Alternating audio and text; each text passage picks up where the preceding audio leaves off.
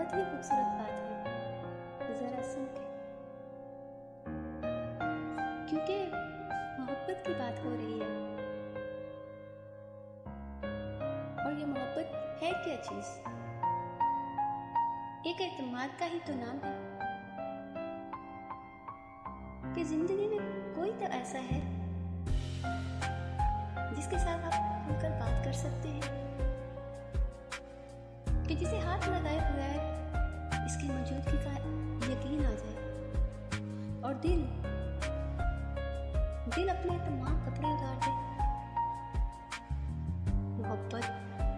محبت ہمیں اپنے انسان ہونے اور تکمیل کا احساس و یقین دلاتی ہے، پر شاید دراصل ہم اپنے ہی قلب کا سودا خریدتے پھرتے ڈھونڈ رہے ہوتے ہیں۔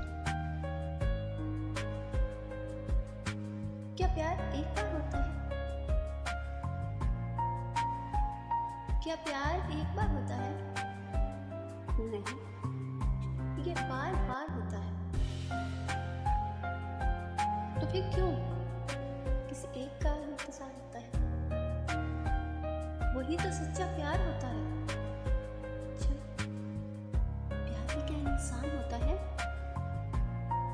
کبھی سچا، کبھی جھوٹا، بے ایمان ہوتا ہے۔ اس کی رگوں میں بھی کیا خاندان ہوتا ہے؟